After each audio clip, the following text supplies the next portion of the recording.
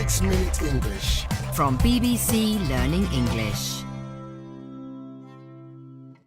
Hello, this is 6 Minute English from BBC Learning English. I'm Neil. And I'm Sam. Now, if you're old enough to remember the early days of dial-up internet, then you'll know the unforgettable sound of the handshake, the clicks and squeaks your computer made as it struggled to connect to the internet through the telephone line.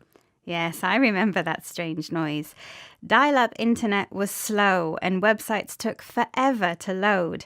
And because you couldn't use both the internet and the telephone at the same time, this was usually followed by someone shouting, "Get off the computer! I'm making a phone call." In the 30 years since then, the internet has changed dramatically. Fibre optics and broadband have created super-fast internet speeds and an interconnected online world where physical distances between people are no longer a barrier to communication, a situation expressed in the phrase, the global village. But take a closer look and you'll still find people around the world with a slow connection or no internet at all. In this programme, we'll be finding out about how some communities are working together to fix their internet connection problems for the benefit of local people. And of course, we'll be learning some new vocabulary too. But before that, I have a question for you, Sam. We've been talking about the early days of the internet, but do you know the name of the first ever internet browser, the engine for searching websites? Was it A, Ask Jeeves, B, World Wide Web, or C, Yahoo? I'll guess it was C, Yahoo. OK, Sam, we'll find out the answer later. You might think it's people living in the most remote and isolated places with the greatest difficulty getting online, but that's not always true. Even here in the UK, people struggle to connect, including BBC radio listener Katie, who explained her problem to BBC World Service programme Digital Planet. Hi, I'm Katie. I live in Dorset in England.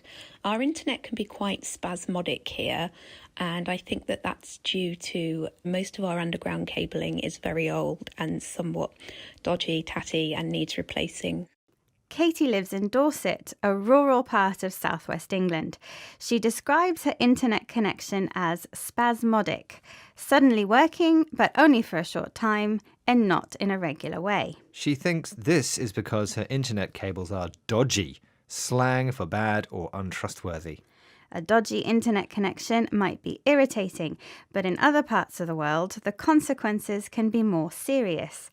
Amar Hayat is a farmer who lives in the Pakistani Punjab, one of the country's most fertile regions, but also one of the least connected. His village is a 3-hour drive from the nearest town, and he can't make a phone call, even with 2G.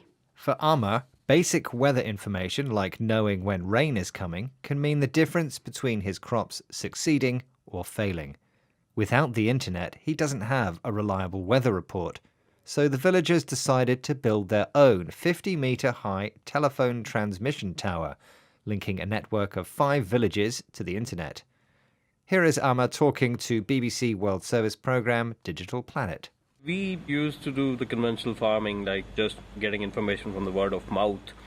Now I'm using the latest technologies to have gadgets available with us and taking information right from the horse mouth, you can say, through internet and the technology we have in our hands. So this is what I'm doing in my farm practices. Before the community-built tower brought the internet to his village, Amar got his weather report by word of mouth, information passed on by people telling each other. Now there's stable internet that works thanks to a tower high enough to pick up a telephone signal, which it then sends into the villages via solar-powered receivers, a type of gadget, meaning a small electronic device which does something useful.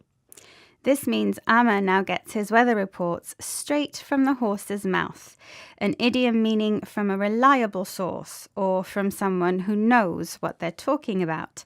The internet brings reliable climatic information, which means a good harvest not just for Amar and his family, but for all the families living in the 5 connected villages. It's a great example of community action and of people looking after each other. Something which may have been lost since the early idealistic days of the internet.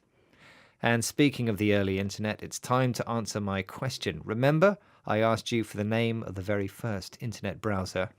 I guessed it was C, Yahoo, so was I right? You were wrong, I'm afraid, Sam. Way back before Google, the first internet browser was called the World Wide Web, invented by none other than cyber legend Sir Tim Berners-Lee, who I think would be pleased to hear about Amma's community internet. Yes. Right, let's recap the vocabulary we've learned about internet connections between people living at a physical distance in the modern world, something described as the global village. If your internet is spasmodic, it's irregular, stopping, then suddenly working for a short time. In other words, it's dodgy, a slang word meaning bad or unreliable. If you know something by word of mouth, it's been passed verbally from person to person, whereas if you hear it from the horse's mouth, it's come directly from a reliable source of information. And finally, a gadget is a small electronic device with a useful purpose. Once again, our 6 minutes are up. Bye for now. Bye. 6 Minute English. From BBC Learning English.